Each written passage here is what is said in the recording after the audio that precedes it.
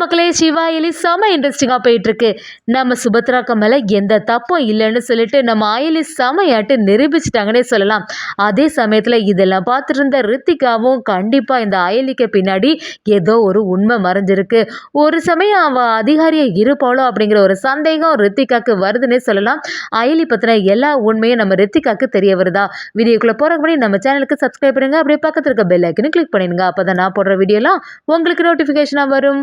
ஸ்ரீஜாவும் அவங்க அப்பா கிட்ட இங்கே ஃபங்க்ஷன் எல்லாமே சிறப்பாக தான் நடந்துட்டு இருக்கு. எப்படியாவது இந்த குடும்பத்தை அவமானப்படுத்த சொல்லிட்டு என்னதான் பிளான் போட்டாலும் எல்லாமே சொதப்பிடுது அப்படி சொல்லும்போது அவங்க அப்பாவும் ஸ்ரீஜா கிட்ட, நீ எதுக்குமே கவலைப்படாத, நான் அவங்கள அவமானப்படுத்துகிற மாதிரி பிளான் நான் போட்டு வச்சிருக்கேன். கண்டிப்பாக இந்த ஃபங்க்ஷன் முடியறதுக்குள்ள சுபத்ராவை அதிகாரிகள் வந்து அரெஸ்ட் பண்ணிட்டு போகிற மாதிரி ஒரு செயல் பண்ணி வைக்கிறேன் அப்படி சொன்ன உடனே ஸ்ரீஜாவும், அப்படி என்னதாப்பா பண்ண போறீங்க அப்படி கேட்கும்போது, எல்லாத்தையும் பொறுத்திருந்து பாரு, ஒரு கிஃப்ட் பார்சல் வரும், அதை எப்படியாவது அந்த சுபத்ராவோட கையில சேர மாதிரி ஒப்படைச்சிரு, கண்டிப்பா அதனால அவளுக்கு ஒரு பெரிய பிரச்சனை நடக்க போகுது பாரு, பொறுத்திருந்து பாரு அப்படின்னு சொல்லிட்டு ஸ்ரீஜாவோட அப்பாவும் சொல்லும்போது, சரி நான் அதுக்காக தான் வெயிட் பண்ணிட்டு இருக்கேன், எப்படி இருந்தாலுமே சுபத்ரா இன்னைக்கு அவமானப்பட்டு நிக்கிறது உறுதி, அதை நினைச்சு நீ கவலைப்படாதுன்னு சொல்லி வைக்கிறாங்க. அதே சமயத்துல இன்னொரு சைடு பாத்தீங்கன்னா நம்ம இசைவாணி ரொம்பவே வருத்தத்துல இருந்திருக்காங்க. கண்டிப்பா இந்த இந்திராணியோட குழந்தை பாவே அந்த டேங்குக்குள்ள தான் இருந்திருக்கா, இது எதுவுமே நம்ம தெரியாம இருந்திருக்கோம், அவன் நம்ம போன உடனே சத்தம் போட்டிருப்பா, ஆனா நமக்கு தான் எதுவுமே கேட்காம இருந்திருக்குன்னு சொல்லிட்டு ரொம்பவே ஃபீல் பண்ண ஆரம்பிக்கிறாங்க. சரி எப்படி இருந்தாலுமே குழந்தைக்கு எந்த ஆபத்தும் இல்லாம இருக்குதே, அதை நினைச்சு சந்தோஷப்பட வேண்டியதான் சொல்லிட்டு இசை யோசிக்கும் போது நம்ம ஆயிலியும், என்ன இசை யோசிச்சுட்டே இருக்கீங்க, அதான் பாவைக்கு எதுவுமே ஆகலையே, நீங்க யாருமே வருத்தப்படாதுங்க, கரெக்டான சமயத்துல பாவையை கண்டுபிடிச்சு நம்ம கூட்டிட்டு வந்துட்டோம் அப்படி சொல்லும் போது நம்ம இந்திராணியும் ரொம்பவே பதட்டமா இருக்காங்க. இல்ல எலி, பாவைக்கு மட்டும் ஏதாவது ஒண்ணு நடந்திருந்ததுன்னா நான் எல்லாம் உயிரோட இருக்கிறதுல எந்த அர்த்தமே இல்ல, பாவை உனக்கு என்னாச்சு, எப்படி நீ அப்படி மாடிக்கு போன அப்படிங்கிற மாதிரி நம்ம விசாரிக்கும் போது பாவையும் ஒவ்வொரு விஷயத்த சொல்ல ஆரம்பிக்கிறாங்க.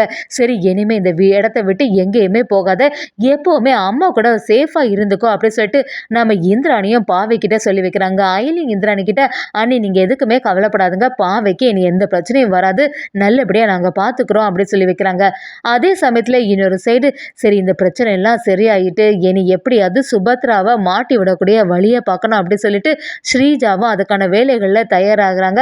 அது மாதிரியே ஒரு பார்சல் வருது. அந்த கிஃப்ட் பார்சலை பார்த்த உடனே நம்ம ஸ்ரீஜா யோசிக்கிறாங்க, எப்படியாவது இந்த பார்சலை கொண்டு போய் அவங்கள்ட்ட சேர்த்துடணும், ஆனா நம்ம மட்டும் கொடுத்தோம்னா ஏதாவது ஒரு சந்தேகம் வருமே, லாஸ்ட்ல ஏதாவது விசாரிக்கும் போது நம்ம மேல ஏதாவது பழி வந்துருமோ அப்படின்னு சொல்லிட்டு ஸ்ரீஜாவும் பயப்படும் போது, சரி எப்படி இருந்தாலுமே சமாளிச்சிடலாம்னு சொல்லி சுபத்ராவை எப்படியாவது இந்த விஷயத்துல மாட்டி விடணும்னு சொல்லிட்டு நம்ம ஸ்ரீஜாவும் அந்த பார்சலை கொண்டு போய் நம்ம சுபத்ரா கிட்ட கொடுக்குறாங்க. சுபத்ராவும், இது என்ன, யார் இந்த கிஃப்ட் தந்தாங்க அப்படின்னு கேட்கும்போது ஸ்ரீஜாவும், உங்களுக்கு தெரிஞ்ச யாரோ ஒருத்தங்க தான் வெளியில இருந்து இந்த பார்சலை உங்கள்கிட்ட கொடுக்க சொன்னாங்க, அதான் கொண்டு வந்து தந்தை அத்தை அப்படி சொல்லிட்டு அவங்கள்ட்ட கொடுக்குறாங்க. நம்ம சுபத்ராவும் யோசிக்க ஆரம்பிக்கிறாங்க, இதுல என்ன எதுவுமே போடாத மாதிரி இருக்கு, யாரு தந்திருப்பா அப்படி சொல்லிட்டு குழம்பி போய் நின்றுட்டு அந்த பார்சலை கையிலே வச்சிருக்காங்க. செம அதடியா அந்த இடத்துல அதிகாரிகள் எல்லாருமே வந்துடுறாங்க. இதை கொஞ்சம் கூட சுபத்ரா யாருமே எதிர்பார்க்கல. சுபத்ராவும் அந்த இடத்துல அதிர்ச்சி ஆயிடுறாங்க. எதற்காக இப்ப அதிகாரிகள் எல்லாரும் வந்திருக்காங்க அப்படின்னு சொல்லிட்டு யோசிக்கும் போது அந்த அதிகாரிகளும் இங்க ஏதோ ஒரு கடத்த சிலை இருக்கிறதாட்டு எங்களுக்கு இன்ஃபர்மேஷன் வந்திருக்கு அப்படி சொல்றாங்க. அதை கேட்ட உடனே கூட்டத்தில் இருந்தவங்க எல்லாருமே அதிர்ச்சி ஆயிடுறாங்க.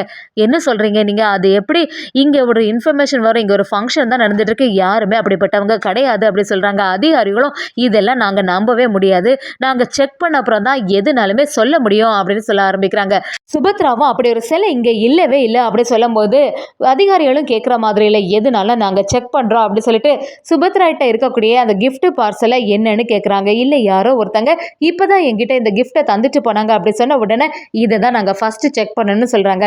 நம்ம சுபத்ராவும், இது எதுவும் இருக்காது, கண்டிப்பாக நார்மல் கிஃப்டாக தான் இருக்கும்னு சொல்லும் போது அதிகாரிகளும், எதுனாலும் நாங்கள் செக் பண்ணிட்டு பேசிக்கலாம் அப்படின்னு அந்த பார்சலை ஓப்பன் பண்ணி பார்க்குறாங்க. அங்கே பார்த்தா அந்த சிலையாக இருக்குது. இதை கொஞ்சம் கூட நம்ம சுபத்ராவும் குடும்பத்தில் உள்ளவங்க யாருமே எதிர்பார்க்கவே இல்லை. ஸ்ரீஜாவுக்கு இப்போ நிம்மதி ஆச்சு, கண்டிப்பாக இவங்க இந்த வாட்டி தப்பிக்கவே முடியாது, சரியாக மாட்டிட்டாங்கன்னு யோசிக்கிறாங்க. அதே சமயத்தில் அதிகாரிகளும், என்னம்மா ஏதோ பேசியெல்லாம் பேசுனீங்க, பார்த்தீங்களா இந்த சிலை உங்கள்கிட்ட தானே இருக்கு, எதுவுமே தெரியாமல் நடிச்சிட்டு இருக்கீங்களா அப்படி சொல்லும்போது சுபத்ராவும், இந்த சிலை எப்படி வந்துச்சுன்னே எனக்கு தெரியாது, கண்டிப்பாக இதுக்கும் எனக்கும் எந்த சம்மந்தமும் இல்லைன்னு சொல்ல ஆரம்பிக்கிறாங்க. என்னதான் சொன்னாலும் அதிகாரிகள் கேட்குற மாதிரி இல்லை, கண்டிப்பாக நீ இதுக்கெல்லாம் காரணம் நீயாக தான் இருக்கும், அது எப்படி உங்களுக்கே தெரியாமல் இப்படி ஒரு சிலை உங்கள்கிட்ட வந்திருக்கோம், சரி நடங்க ஸ்டேஷனுக்கு அப்படி சொல்லும்போது சுபத்ராவும், இல்லை நான்லாம் வர முடியாதுன்னு சொன்னாலுமே அதிகாரிகள் கேட்குற மாதிரி இல்லை, கண்டிப்பாக நீங்கள் வந்து தான் ஆகணும்னு சொல்லிட்டு ஸ்டேஷனுக்கு வாங்கன்னு கூப்பிடுறாங்க. இதெல்லாம் பார்த்துட்டு இருந்த நம்ம அயலி அப்படி அதிர்ச்சி ஆயிடுறாங்க. இசையும் அந்த இடத்துல வந்து கண்டிப்பா என் அத்தைக்கு மேல எந்த தப்புமே இல்ல. அவங்க இப்படிலாம் செய்யக்கூடிய வாய்ப்பே இல்ல. வேற யாரோ ஒருத்தங்க சூழ்ச்சி பண்ணி வேணும்னு என்னோட அத்தைய மாட்டி விட்டுருக்காங்க. யாரா இருந்தாலும் அத நான் கண்டுபிடிச்சு நிரூபிச்சே ஆவேன்னு சொல்லிட்டு இசைவாணி சொல்லும்போது, அதிகாரிகளும் எதுனாலுமே கோர்ட்ல வந்து பேசிக்கலாம். ஸ்டேஷனுக்கு நடங்க அப்படி சொல்றாங்க. இத பார்த்த அயலியும் எப்படியாவது இந்த கேஸ சால்வ் பண்ணணும். சுபத்ரா அவங்க மேல எந்த தப்பும் இல்லன்னு நமக்கு நல்லாவே தெரியும். ஆனா ஏன் இவங்க இந்த அதிகாரிகள் எல்லாருமே இவ்வளோ அவசரப்படாங்கன்னு புரிய மாட்டேங்குதே அப்படின்னு சொல்லிட்டு நம்ம அயலி யோசிக்கும்போது சிவாவும் அயலி கிட்ட அயலி இப்ப என்ன பண்றது அப்படின்னு சொல்லும்போது நம்ம அயலியும் பேசாம நம்ம ஆபீசர் கிட்ட ஃபோன் பண்ண வேண்டியதானே. ஆபீசருக்கு ஃபோன் பண்ணி இப்படி ஒரு சம்பவம் நடந்திருக்கு. கண்டிப்பா இந்த அதிகாரிகள் எல்லாருமே இங்க வந்து அரெஸ்ட் பண்ணணும்னு சொல்லிட்டு நிக்கிறாங்க. எனக்கு கொஞ்சம் டைம் வேணும். நீங்க அவங்ககிட்ட பேசி எப்படியாவது கொஞ்சம் டைம் மட்டும் வாங்கி தாங்க. அதுக்குள்ள இந்த சிலை வந்து யார் கடத்துனா, இந்த சிலை எப்படி இங்க வந்துச்சு அப்படிங்கிற எல்லா இன்ஃபர்மேஷனையும் நான் உங்கள்ட்ட தந்து குற்றவாளி யாருன்னு சொல்லிட்டு கரெக்டா கண்டுபிடிச்சு தரேன்னு சொல்லி நம்ம அயலியும் மேலதிகாரிகிட்ட நம்ம ஆயிலியும் பேசி வைக்கிறாங்க. அதே சமயத்துல அந்த இடத்துல நம்ம ஆயிலியும் நீங்க எதுக்குமே கவலைப்படாதுங்க. சுபத்ரா மேடம் மேல எந்த தப்புமே இல்லைன்னு சொல்லிட்டு நிரூபிச்சுலாம் நம்ம ஆயிலியும் நம்பிக்கை கொடுக்குறாங்க. ஆயிலி இசைவாணி கிட்ட யாராவது இந்த குடும்பத்துக்கு எதிராக இருக்காங்களா அப்படின்னு கேட்கும்போது இசைவாணி யோசிக்க ஆரம்பிக்கிறாங்க. மெயினா உங்க குடும்பத்துக்குள்ளேயே யாராவது சுபத்ராக்கு மேல பகையாட்டு இருக்கவங்க இருக்காங்களா அப்படின்னு கேட்கும்போது நம்ம இசைவாணிக்கு ஸ்ரீஜா பத்தின எல்லா விஷயமே ஞாபகத்துக்கு வருது.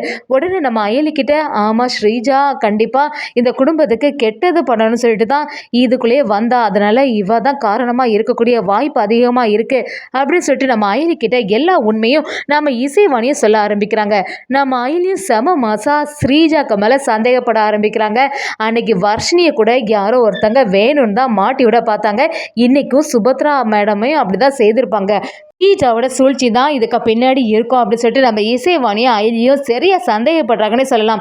எல்லாத்தையுமே கவனிச்சிட்டு இருந்த கபிலனும் நம்ம இந்திராணி கிட்ட அக்கா இதெல்லாம் தேவையா, ஏற்கனவே வந்த இடத்துல இவங்க எதுக்கு இந்த பிரச்சனை எல்லாம் பண்ணிட்டு இருக்காங்க, இந்த அயலி எல்லாம் எப்பவுமே இப்படிதான் செய்துட்டு இருக்கா, இவங்களோட குடும்ப விஷயத்துல எதுக்கு இந்த அயலி தேவையில்லாம தலையிட்டு இருக்கான்னு புரிய மாட்டேங்குன்னு சொல்லிட்டு அயலியை பத்தி தப்பா பேசும்போது நம்ம இந்திராணியும் கபிலன் கிட்ட என்ன கபிலா நீ இப்படி சொல்லிட்டு இருக்க, ஒரு பிரச்சனை வந்துச்சுன்னா அதை வந்து சரி பண்ணதுக்கு தான் பார்க்கணும், அதை தானே அயலி செய்துட்டு இருக்கா, ஏற்கனவே அயலி இதை பத்தி எல்லாம் தெரிஞ்சுக்கிட்டவ தானே, அதுக்கப்புறமா இதுக்கு தேவையில்லாம நீ இப்படி எல்லாம் பேசிட்டு இருக்கன்னு சொல்லிட்டு கபிலனை திட்ட ஆரம்பிக்கிறாங்க.